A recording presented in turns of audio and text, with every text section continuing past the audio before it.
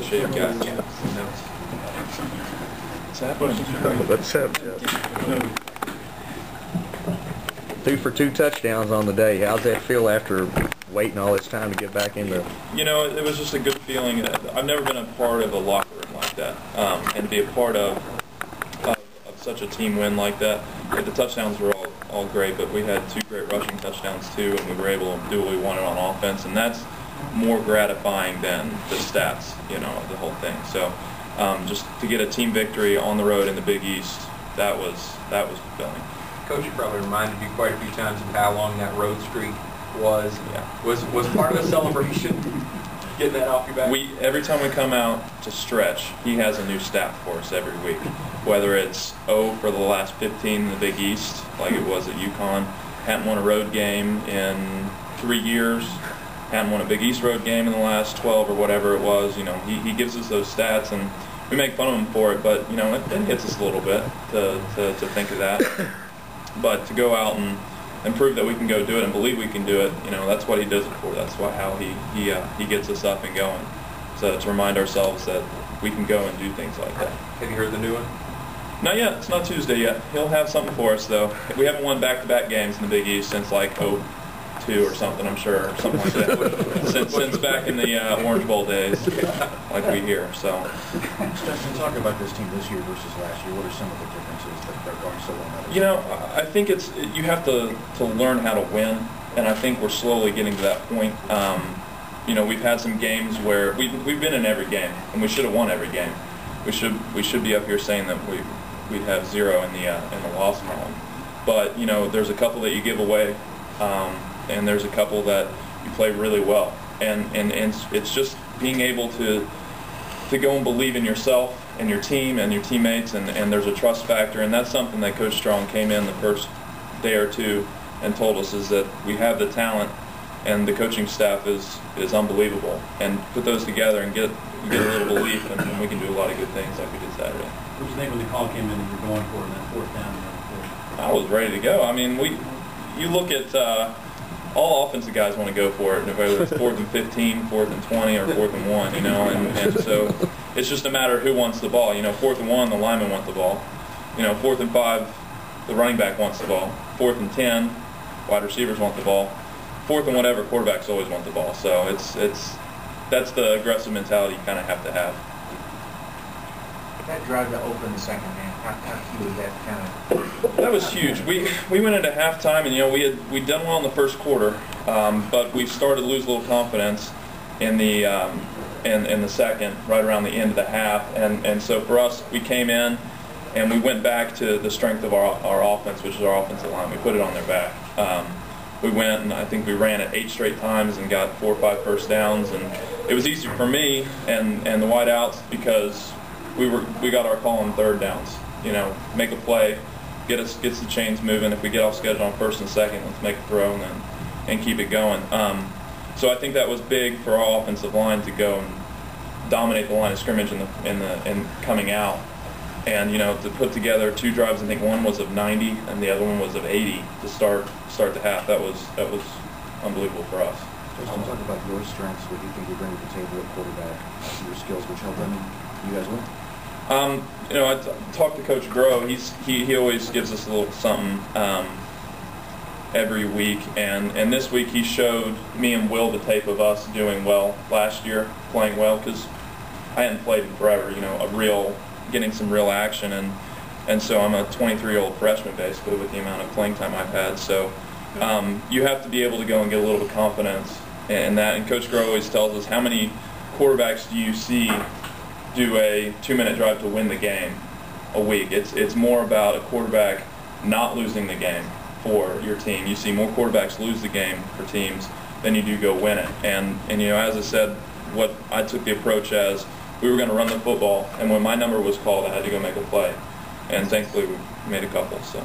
As exciting as Saturday was, how much of a relief was it for you to even be out there, able to play with those guys? It wasn't a relief. It was nerve-wracking. You know, because you always, when you don't have a lot of experience, or you haven't played a lot this year, you never know how you're going to go and react. So, you know, I fought nerves all game. You don't want to go let your teammates down. That's one of the biggest things. I wasn't worried about me. I was worried about going out and performing for my teammates and for our coaches in this program.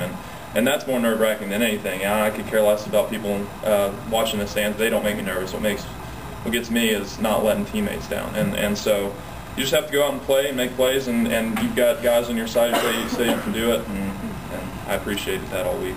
You just said pride in the program. Is there more pride maybe this season than maybe in years past? Yeah, we have to get it back. You know, the fans are always there. They have the pride, but we were missing the pride in ourselves, I think.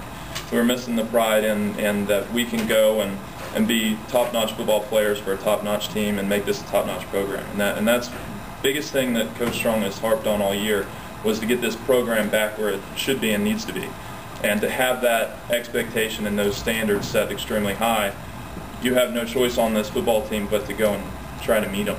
And to get to Coach Strong's standards, you have to up your own. And that's been partly why he's the right man for this job here, you know, and he's really installed that in every player on the team. So what would a bowl game mean? A bowl game would be huge. That's obviously the goal every time you go into a year, but we just want to go win this next one, and bowl eligibility, that's all well and good, but we still have 3 Big East games to win, and that's the season right there. You know what I mean? We started the year with UK, that was 1 week, and then we had the non-conference, but this is the Big East. This is what matters. And that's what we've had our sights set on the whole year. Was Ryan's performance, I'm sure that wasn't surprising to you, you've seen that in practice? No, anytime you got a guy who has high school records in Florida, it's no surprise to anybody. You know, he's an unbelievable player. He runs with such pad level and burst, and you saw it on the touchdown runs. He hits a hole, and he doesn't touch. And those touchdown runs that he had were perfectly blocked. We had Damian Copeland, who was wide out, and had some tremendous blocks on that. And so Jeremy had some help. He's a terrific player, but he had some help with that line. I mean, some of those holes were unbelievable. But him and Vic and Blaine all ran straight downhill all day, and that's what we had to do. We had to be more physical. And they'll even tell you that was one of the more physical games we've been a part of, because Syracuse is a great team. You know, they sell out blitz all the time. They want to stop the run, and if you can run against them, and you'll have some success. And but yeah, no surprise, Jeremy. He's a great player. He's going to be really, really good. You've seen South Florida's defense yet? Yeah, a little bit. They're so athletic. That's one of they're well coached. I was at NC State when we played against ECU and with the Skip Holtz coach team, and they're going to go and play hard, and they're going to be well coached, and they're going to be good. And so but it's the same players we've seen. They've got some great pass rushers, some great linebackers in their corners, and we're gonna have a tough time with secondary, obviously, because they're so talented. So, but we're excited to have them come up here and play us. Justin, you're saying that a bowl would be huge, but I mean, are you guys talking at all about just kind of being on the brink of being eligible? Yeah, I think everyone has the taste. You know what I mean? You get so close to something, but it's more. Again, you have to win each week. We have to win each week, because there's no guarantee that we're going to get a bowl at 6 wins with the way it is. So it's one of those things you have to go week by week, focus on the next opponent, and because if you start looking towards late December or January, you're not going to make it through November. And so we just, November is huge for us, as it is for any program, because the whole Big East, they're all right here. Everybody's kind of right around there. So we're all jockeying position because you never know what goes on. We still have 3 games left in the Big East, and we think we can go win all of them. You went downfield with a number of passes, big plays. Mm-hmm. Was that called for you, or was that a pass play option for you, where you chose to go downfield? No, I think it's one of those things where we just go through our reads.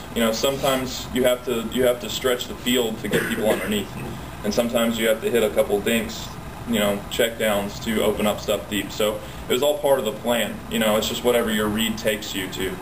And Coach Groh does a good job of teaching us to kind of action-reaction in our reads. And so that's where those plays come from. In a sense, too, you talked about it being nerve-wracking a little while ago, but Coach Strong has pretty consistently said he doesn't need a quarterback to win a game. No. Does that... Well, Adam's done such a great job this year. He could have gone in that game we would have won just the same. You know, I think he would have played the same game I would have. And we take it at the quarterback position that it's our position and our team. You know, all three of us, and Dominique's coming in and played some great minutes, you know, run the football, so it's given us a different look. But, you know, all three of us take it as we all played last year. We all have a lot invested in this. We all got reps during the summer and during the camp, that we take it as a position. So if one guy does well, all three of us do well. You know, and you look at the sidelines, if you ever get a chance, watch Will Stein on the sidelines. And even Fro with his Hanford, he was out there waving and doing all that too. So what the intensity and the fun that we have at the quarterback position is for all of us. You know, I get as excited for touchdowns on the field as I do on the sideline, and that shows a lot of character by me, Adam, and Will, and so we take a lot of pride in our position and go and help this team win. Yeah, Justin, you talked about the mood in the locker room. What was Charlie like? Oh, anytime he gets a win, he gets that grin on his face. Those pearly whites going.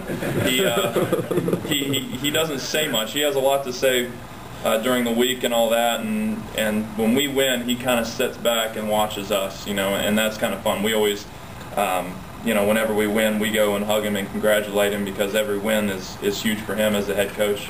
So I know it's been a dream of his to come and have a program all his own, and so it's fun to watch him go from this guy who's intense all week and talking smack to us about how we can't win and all that, to see him really invested and really enjoy the wins as much as we do. So we kind of do our jumping, hooting, and hollering, and he sits back, kind of just laughs, doesn't really know what we're doing. He doesn't. I don't think he gets some of the stuff we're doing, but we get it. So. Well, Scruggs tweeted after the game that there's nothing better than having him come in and say, "I'm so colorful metaphor, proud of you guys." Yeah. Everybody knows about that first talk that he had when he got here. Big talk. What's it like to have to go from that to something like that? Well, it shows us that we've been able to, as a player, in my opinion, I think one of the biggest things is to have trust from your coaching staff and to have them believe in you. And Coach Strong has had belief in us way before we have, I think. And it's been interesting to finally see the growth of the team and to believing we can go win. And he's been waiting for us. He's been down the road waiting for us to kind of travel to get to where his expectations and levels of standards are. And to see us finally go in and meet some of those is exciting for us, because he's got it so high, the bar's set so high, that when we go and get that, we know we're doing a big-time job. So I think you get some feel-good out of him on that, because we know he believes in us. And that's never been a question. And so it's a matter of us getting to where we believe as much as he does.